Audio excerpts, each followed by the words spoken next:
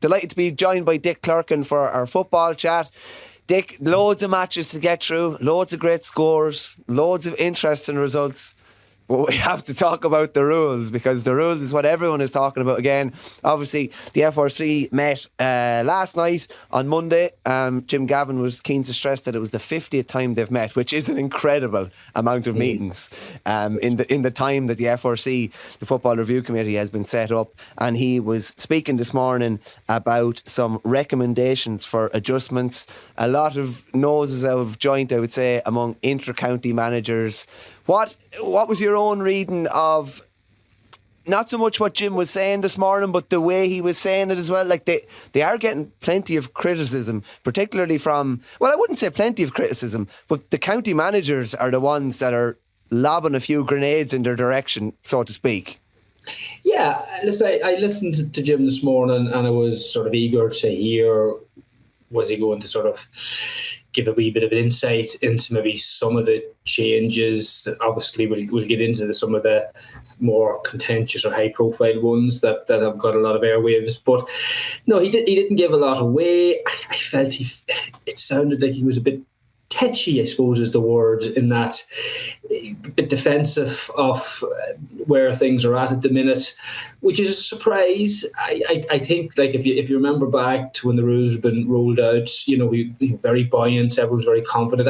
I sort of am on record from the get-go, Mike, that I was sort of concerned that a few of these rules wouldn't be plain sailing and there would be a wee bit more teasing out. I think in the early stages there was a bit of a groupthink love-in, I called it, and that sort of now has sort of faded, and then people are realising that there are issues here and there are genuine concerns. You've got the first 2 or 3 rounds over and you've got a bit of a pass, but now we're into round 5. The games are becoming more important, relegation, promotion, all these things are in the mix, and the wee variances that are sort of being queried are having a real impact. And yeah, their backs are against the wall slightly, but that has to be expected. Like, I'd be surprised if there's sort of frustrations in there in terms of the feedback and some of the commentary, because that's all part of this. Like, that has to be part of it. If the FRC and Jim thought from the outset that,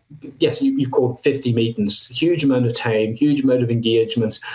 You couldn't expect that you were going to get it right at the start, and this was always going to be part of it. Now, we'll get to the Robbie Brennans and a few of the, the vocal minority.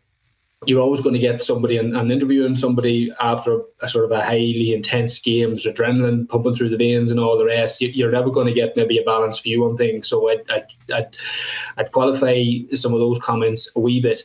But I think in the round we're in a good place. And I think it just needs to be very quickly and clearly identified what are the tweaks to some of the big rules, what's the justification behind it, and get it done quickly. Don't drag it out. Don't leave a vacuum, which you sort of have now this week, that people are sort of questioning what's been changed. Are we listening to this talk about the data? We need to read the data. Listen, there's enough evidence out there to have a fairly good understanding of what needs to be tweaked and changed. But equally, there's enough evidence to say the vast majority of the rules that Jim and his team have put together have done a bloody good job. Yeah. And that can't be dismissed either. Yeah, I think that's the key to it. Like, I think the vast majority of people, I thoroughly enjoy covering a football game now. I thoroughly enjoy it. It's entertaining. There are obviously a couple of things that happen during games that might be a bit confusing. I think that the 20-second rule for kickouts and frees is a bit mad. I think you have to just judge that as you've played games for years, Dick, and you know when a lad is wasting time, or you know when a lad is taking an awful lot of time on a shot. I think that needs to be more played as you see it. But in general, the games are very, very enjoyable, really dramatic, big swings, which is not necessarily a bad thing. I know Robbie Brennan was having a bit of a cut about that, but like, just anything would beat what we've seen over the last couple of years, which has been real turgid, slow, lateral stuff. This is end to end. It's maybe not kicking end to end like they wanted it to be or thought it might be, but it is very entertaining. Yeah, like whatever about the data and the analytics that Jim and his team are going to get from all these academics and institutions, there's something called the Terrace test, which is as good as anything. What's the sense watching the game? What's the sense of people walking to and from games? What's the vibe in the crowd during games? And anybody that's been at games, like I've been at 4 or 5 games now, like on Sunday, went up to Drogheda for Mullen Villa. Like Drogheda would be an old school stadium that sort of had been phased out and it was opened up for the day for a few different reasons. There was a huge crowd for the size of the ground, great atmosphere, lovely day. And it was probably whatever, but maybe there was a bit of a balmy feel to the day. It was a bit of a spring feel about it, but it was just a great game. Hugely entertaining, and Monaghan played exceptional stuff in the first half. But then Louth came back because the new rules afford that, and it was just great excitement, great anticipation. Now, there's a few issues with some of the rules we'll come to that they sort of spoil occasions, because you shouldn't be talking about something that is a wee bit of an anomaly when otherwise the game is really good. But as a spectacle, absolutely. Like the kickouts, the pace, the scores. God, it's like watching a different game than we've been used to over the last 5 years, and that can't be lost in all of the. And criticism is probably a harsh word on it. People are just sort of have issues with a few anomalies, like I said, and rightly so. And we've been consistent on this, and I've been fairly consistent on the outset. These things have to be discussed, and but not lose sight that this business of the rules are rubbish. I would completely refute any manager or anyone that says that. I think that's just a wee bit reactionary, because it's not. I think the game is much better. But there are tweaks that definitely, and they will come, because I have, like Gavin Yates, I have a few good sources that have told me that there are a few changes being proposed and going to be discussed this week around some of the more contentious rules that have reared their head over the last couple of weeks. Just on that, I'm going to have to press you on it. Yeah, what do you expect them to be? What are we looking at? 12v11? So what I'm hearing on the 12v11, now this is hear it I, tell it I, but it all makes sense when you hear about it. Obviously, the one man up that they're going to look at the potential of keeping 4 back. So it means that if the keeper goes, someone has to come back. So you're not limiting the keeper advancements, but you're looking to keep 4 back. Four defensive players have to stay back at all times. So it's not 3v3, it's 3v4. At the back. So if you play that out, keeper can go where he likes, but if he goes, someone has to replace him. So that balances the numbers in the attacks. You'll have 11 outfield players versus 11 outfield players, which is workable. Is there a bit of pandering to keepers there? There's a bit, and I think there is a reluctance to draw the hard line. That's my sense, that they're looking for the other alternative, which I thought about myself, is that you extend the line to which the line to the 45. So if the keeper one comes up, he can't handle it till he's in the other 45, which sort of increases the risk for him going that far. It doesn't limit his progression, but if you're going to go up there, the risk is greater. Now, I think that sort of ties into what the original idea was, that they never really thought that the keepers would advance as far as they're doing. It was to allow them up maybe for if they were chasing a score at the end, or they're trying to put a full press, that they could do that. And that would still allow them to do that. Because you do see some of the keepers getting up into that zone, but it's a big ask now to be getting up the pitch that far, and the risk of turnover. So there's some of the ideas that they're looking at as a potential sort of halfway house on the 12v11 or the 3-man up rule that's causing a bit of an issue, which is interesting. So it's good to see they're looking at different options on that, which I think there is potentially fixed. The four back is probably one, but still not convinced it shouldn't just be a hard line. On the night in the interprovincials, Mike, then when Niall Morgan came up that time, I don't know if you were watching and Croke, they should have just done it there and then. They said, right, that's not, we didn't plan for that, and cut it off at the heels there. It's probably just been let go a wee bit too far now to pull it back fully, and the impact it's going to have on games and teams. So yeah, it sounds unlikely that they're going to ultimately restrict the advancement of the keeper. That's my sense on that one. Briefly, any other little bits and pieces, or what are the other main bits? What was the other one then? The other one was on what's the big ones I have? Oh yes, the three up sort of offside rule, if you want to call it now, for football. I think, which on the face of it sounds like quite more common sense, that it's only if the player is like in offside having an impact or an influence of the game. So if you're not involved in the play, so just drifting over the line, like we've sort of seen in the last couple of weeks, that the linesman puts the flags up, or what actually is happening is the opposing management team or coaches are roaring in the ear of the linesman and they're bringing it to their attention. It's like they have a spotter, isn't it? It's like a wee bit, yeah. You're sort of fucking telling tales out of school, but it's a case of if he's not having really an impact or an influence of play, let it be. Give them a warning, let them know. But if they sort of obviously take contact of the ball or they get involved in the tackle, or if they're having an impact on players, then you blow it, which would make sense because you're going to have something for club. Like, and I've already heard a few ones talking about, club league games that have started. Referees have almost said to teams, listen, I can't officiate this, black and white. I'm going to have a wee bit of sort of middle ground here. So I'll only call it if it's obvious that, players are coming up the pitch and having an impact on play. So that's almost already played out at club level. So it's probably a more common sense extension of that, because there's definitely not going to be a complete U-turn on it. There just has to be a way to police the wee bit better, is the sense I get from it, Mike. Yeah. Okay, yeah. The Hooter is another one I'd like to see looked at. Like the drama in the Meath game was mad. It had gone over time by all accounts, and they scored a goal. And even Derry were chasing the game at the very end against Donegal the other day, had the ball in their own half, they were goal down, and the Hooter went and they never had a chance to go up the pitch and get an attack away, which I'd like to see.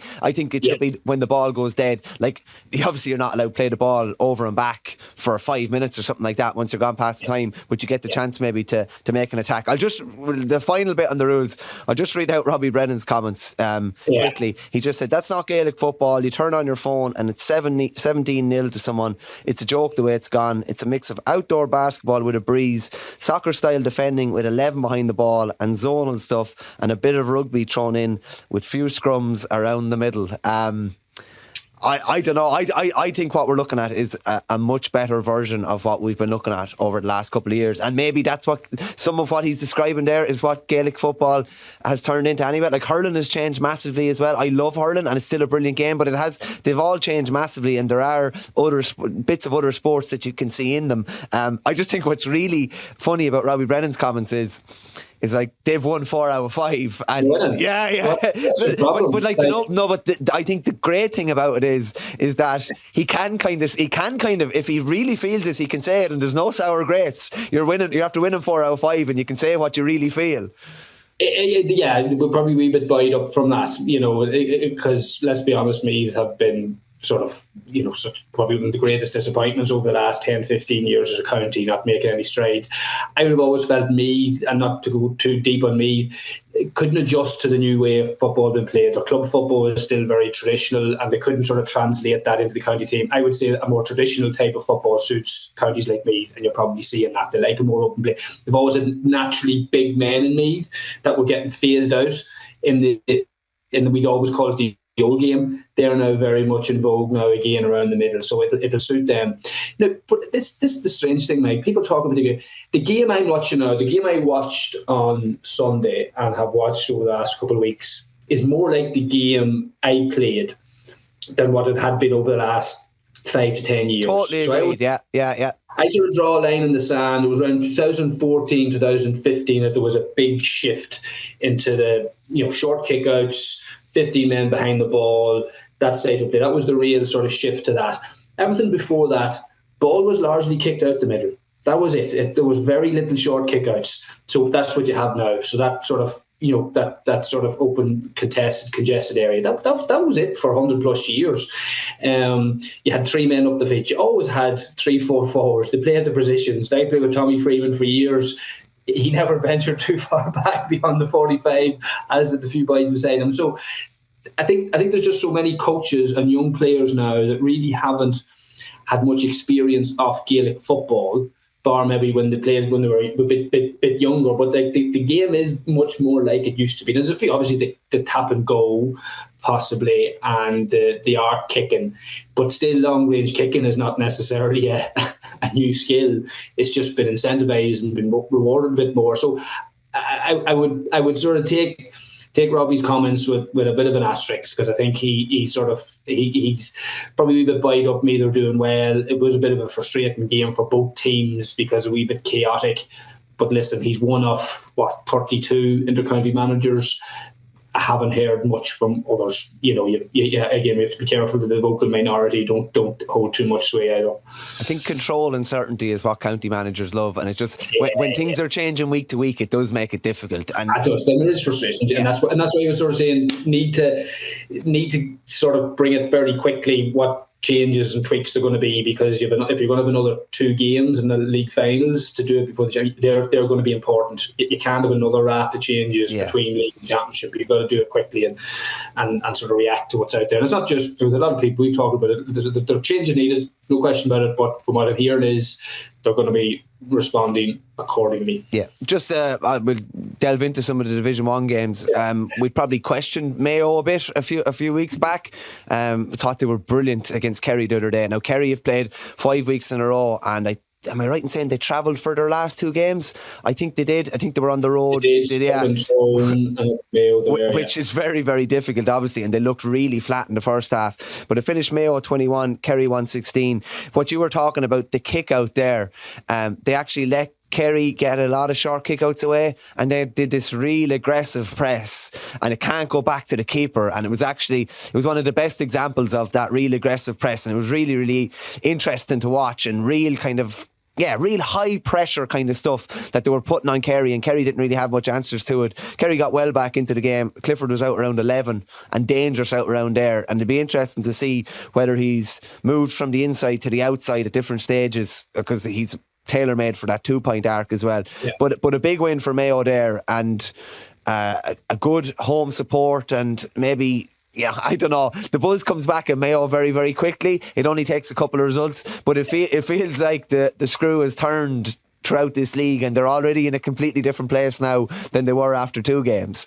It's all about winning. It brings different dynamic to training, different dynamic to the dressing room, supporters, the bars after the game, and they needed it. And whatever bit of win, beating Kerry is always good. Kerry still have that esteem that like Dublin, getting that collar is a win that means more than others.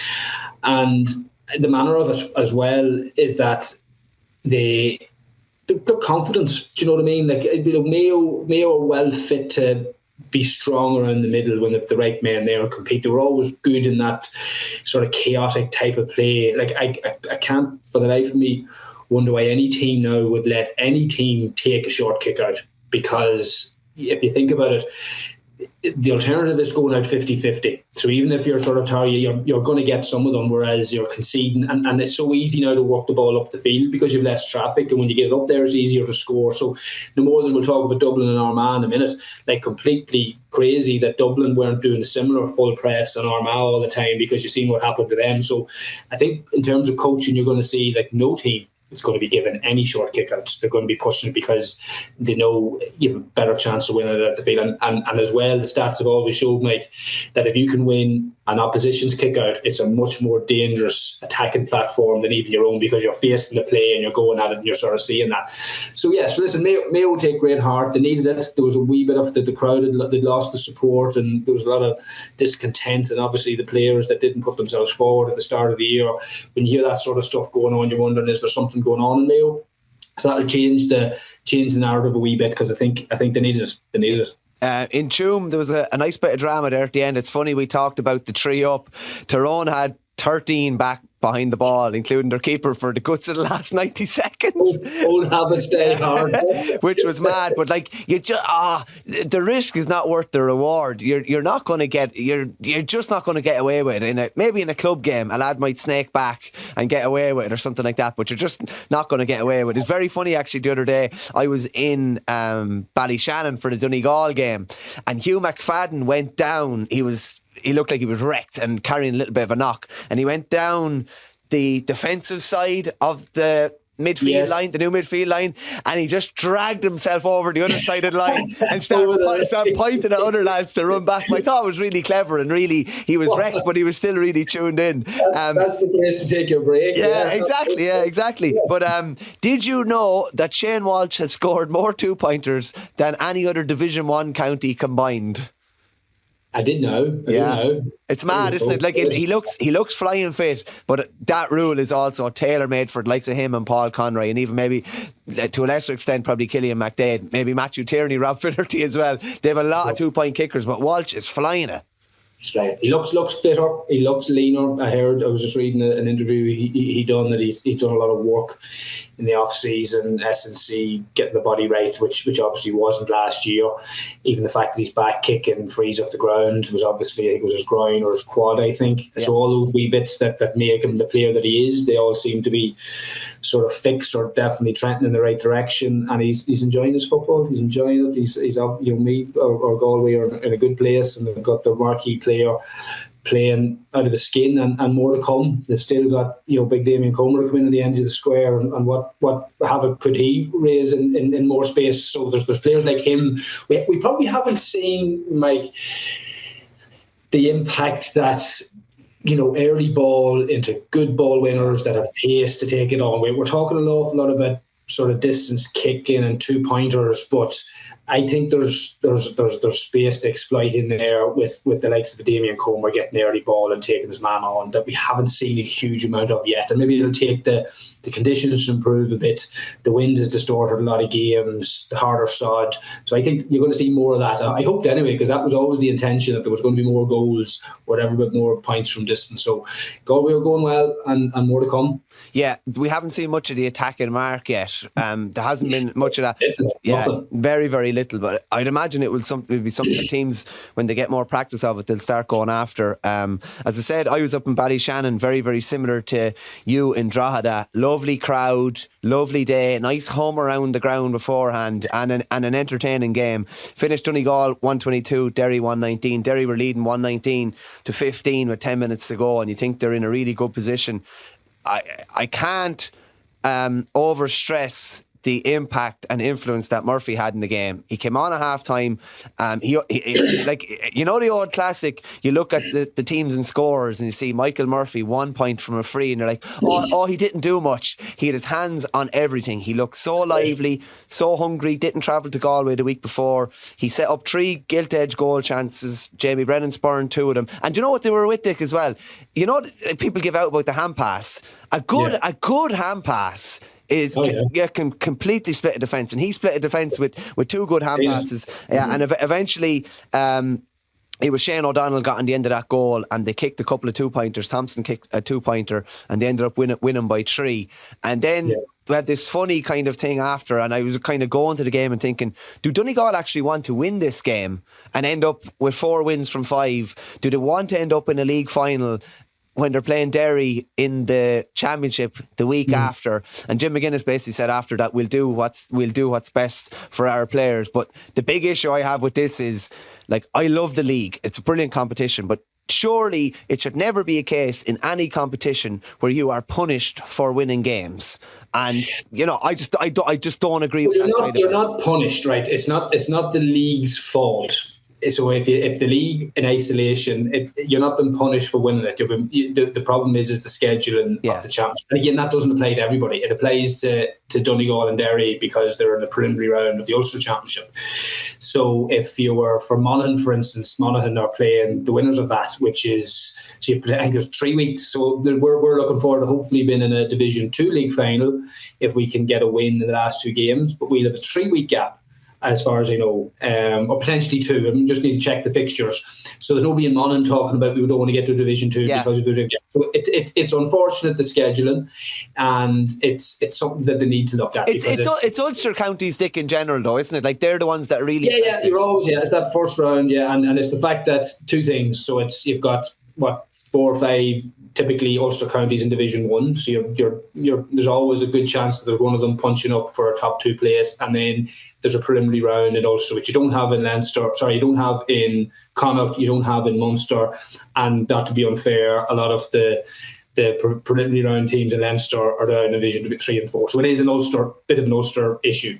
I think that needs to be, because it's too good a competition. It deserves a final. It deserves a sort of the occasion. There's only a couple of cups you can win every year. Yeah. People shouldn't turn their nose up at them. I'd love to have a National League One medal, didn't get one.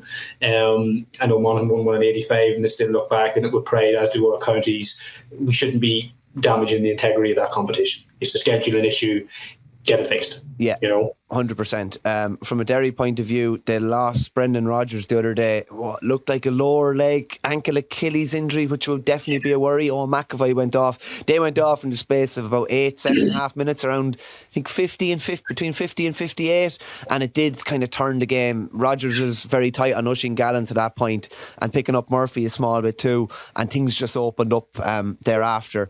Derry are putting together probably maybe 60 minutes in games, but they're not finishing out games at the minute. If they do start finishing out games, or if it's a fitness deficit or something like that, and that's addressed, they'll be in good shape come that preliminary round. The other Division 1 game was Armagh and Dublin. A good win for Armagh. Bit of a statement win, to be honest with you. Funny old game, but an important win for Armagh. I watched it on Saturday night, and like that, it was like, somebody go back in the stats that Dublin were so far behind and scoreless for so long. Like, so that's pre-start of the era stuff. It's so, and I guess there's an element of the new rules, but at the same time, there's a ball there to be won. One team's going to win it, the other isn't. Like, there's no excuse for that first half performance in terms of not being able to secure some of their own kickouts, but equally just conceding kickouts to Armagh. Like, that's there's no excuse for that, and it would pose a concern for Dublin in terms of their leadership and the ability of players that they have now to fix that in real time and not wait till the dressing room until they're double-digit scores behind. And they did put in a better shift in the second half. Can I just ask you, Dick, on that? You were obviously you were out around the middle of the pitch, and you were, I hate to say it, you were always one of the elder statesmen. But when things were going wrong in a game, like, what are we talking here? Is it one man standing up? Is it a couple of you having a quick chat if you get 10 seconds? Because the worst thing is when you have to wait till the dressing room, where it's another 15 minutes of things not being fixed or things not being changed. What would that look like on a pitch? Right, I'm going to give the undiplomatic answer to that. I used to anyway, when you could, if you felt that you were losing momentum or a team was getting a run on you, you had to stop it. Right, yeah. You had to find a way to stop it. The best way to stop it was start a row. I'm not talking about a boxing row, but break their concentration, break their flow, get them doing something else than winning ball and thinking about the next play.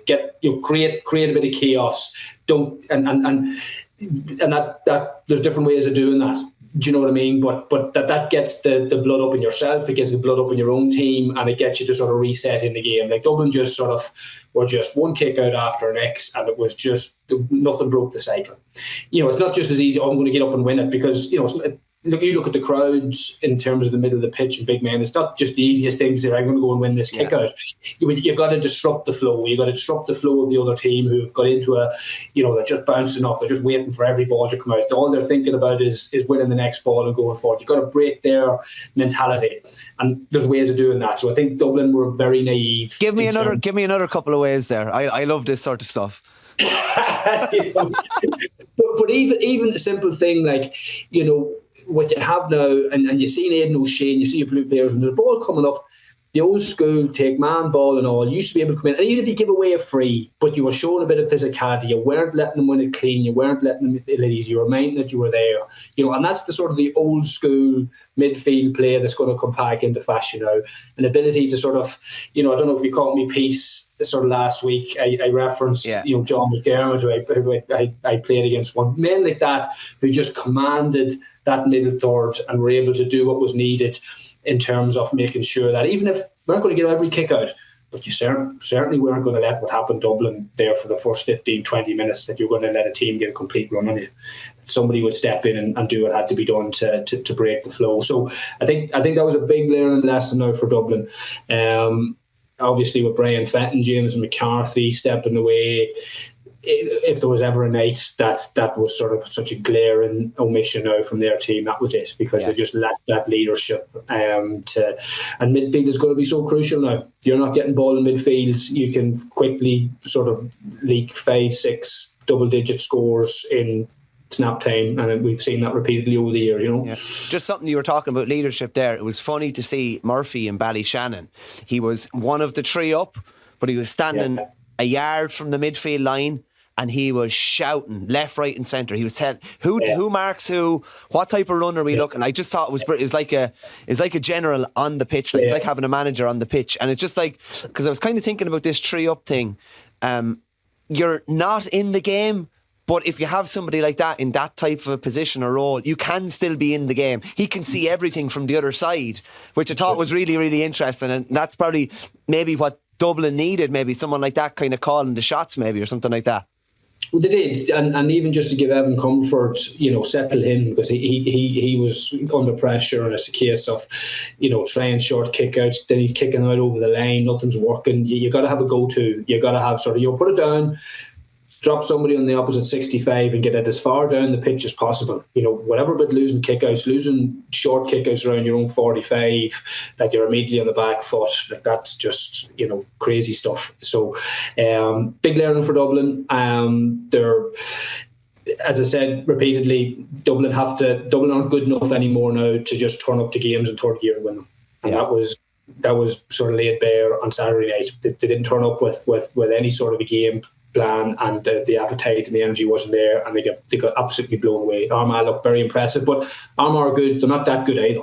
It was all on Dublin, and you're seeing that Dublin sort of stepped up a wee bit. They came back at them, but the damage was done in the first half. Kieran McGeeney also said there was reports last week that Rian O'Neill is back. He kind of said he's not fully back yet, but signs suggest that he will be soon, so that's a little bit more promising. Dick, the brother was huge. He was whatever the way coming back. He had a super first half, and so the legs went in the second half. But having them two back in tow now, Armagh, I've been impressed with Armagh, I have to say. After maybe criticism at times of them last year, I'm very impressed with the way that they've responded and sort of followed up their victory. They're looking every bit an All-Ireland champion, which is a credit to them. There's a great account on X. It's at GA League Tables, and they're literally doing God's work, and it's great to see everything in all the divisions, and who's plus and minus the score difference, points, etc. But Division 2, Dick, is really where it's at, and 3 into 2 does not go. So at the minute you have Monaghan on 8, Roscommon on 8, Meath on 8, Cavan are close by on 6, Louth, Cork on 4, Down on 2, and Westmeath on 0. Now we'll give a word for Westmeath. Westmeath have been ultra competitive. They just haven't got a result yet. They've been really, really close in a hell of a lot of games.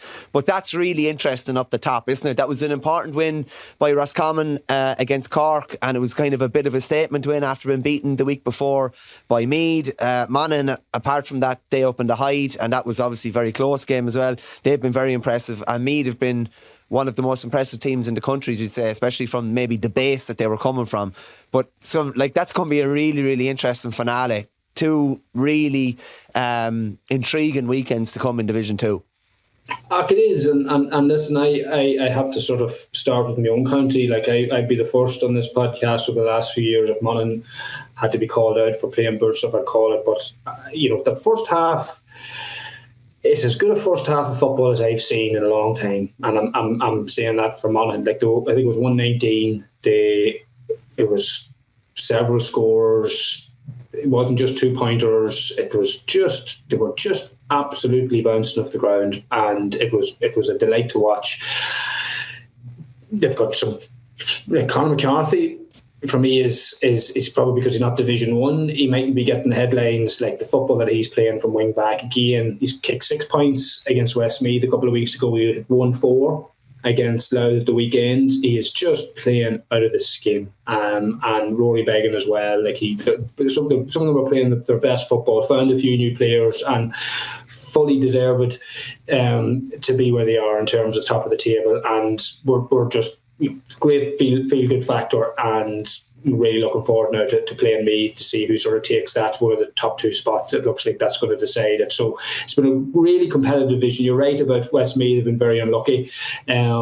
Even Louth at the weekend, the fact that they came back. And I was glad to see it because Louth are a very proud county. I used to live in Drogheda and I met a lot of people that I knew at the game and they were very disappointed with that first half of gone. So I was glad that they sort of made a bounce because they're a good county that have some like Sam Ryan, a few of these boys, really good footballers and, having a really competitive division too because there's not a huge gap. They would have been there for a while. I hope not, Mike, in terms of, say, the top 4 in Division 2 and, say, the bottom 4 or 5 in Division 1. I'd like to think now, Monaghan, I'd have confidence that they'd have a good crack at any of those teams in Division 1, whereas for a few years there, you just felt there was this massive sort of gulf. I think the new rules as well is going to let it that they could be more competitive, which is really good. So you've got counties there that are coming out of the league, really looking forward to the championship, knowing that they can compete and that the Division 1, there's nobody sort of streets ahead that there is. I've always said there's a pathway to a quarter-final or a semi-final or even like Armagh did, the spot at the gap, got to an all-Ireland final and went and bloody won the thing last year. Who's to say a Roscommon or a Monaghan can't be thinking the same? And that's what you want in any competition. And that's what you're seeing in Division 2. Dick, really quickly, call your Division 1 final at the minute and your 2 that go down, and call your Division 2 final and 2 that go down. Oh, you're putting me on the spot here, right? So top 2, I think Armagh, because they're not going to be distracted. I think they're going well. There's a wind in their sails. I think Donegal will still find themselves in the top 2, even though they don't want it, because I don't believe teams go out to lose games, and there's probably that much. I know the teams might drop points. So without going through the fixtures or the score or who's playing who, I'm going to go with Donegal and Armagh. No, I'll stand to be corrected on that. Who's going to go down? That'd be mad if it did happen, Dick, because that would be definite. That would then be 2 years in a row that the Division 2 final ended up in the Division 1 final the next year, if that did happen. So that would be mad if it did happen, and it's definitely not beyond the realms of possibility. There you go. Didn't realise that. Hopefully it'll be the same as next year, 2026, because I'm tipping Roscommon and Monaghan for the top 2 in Division 2. You asked me who's going to go down. Well, Derry are as good as down at this stage. Listen, toss of a coin, Tyrone, Mayo. I just need to quickly look at the fixtures to see. Tyrone play Donegal away and have Dublin at home. Kerry have Armagh at home and Galway away. I have to say Tyrone. I have no confidence that Donegal aren't going to look to give a few handy points to Tyrone, and Dublin are going to be needing them points as well, I would say. So I'm going to say Tyrone and Malachy. I tipped Tyrone at the start. I think they've coughed up a few points in games that they shouldn't have. That loss against Kerry, like when they were basically home and hose, that could really come back to bite them now, because I think they're in a scrap there, and with the fixtures that's ahead of them, you wouldn't be guaranteeing they'll get anything out of them. So Tyrone and Derry, which I don't think anyone would have sort of said at the start of the year. You know? It's probably looking obvious enough at the minute. Down in Westmeath are definitely struggling in Division 2. Yeah, they're looking like the 2 that will go down. And just lastly, Kildare were beaten for the first time in Division 3. Big win by Clare. Finished 2-12-16. I think it was Keelan Sexton got a late goal. But that makes Division 3 really interesting, because Kildare were plain sailing. Now the game against Offaly is huge. And if Offaly could somehow turn them over or get a result, they'd nearly have 1 foot in a Division 3 final. So that makes it really, really interesting. But Dick, no more rules chat for at least another, definitely 2 weeks, because there's no football at the weekend. So take a breather, regroup, re-energise, and we'll go again in a fortnight, all right? We'll go again. Look forward to it, Mike, all right? Thanks a million, Dick. Have a good one. See you. That's it for another week on Indo GAA. We'll be back again next week to discuss all the weekend's action. Thanks a million, folks, and we'll chat you then.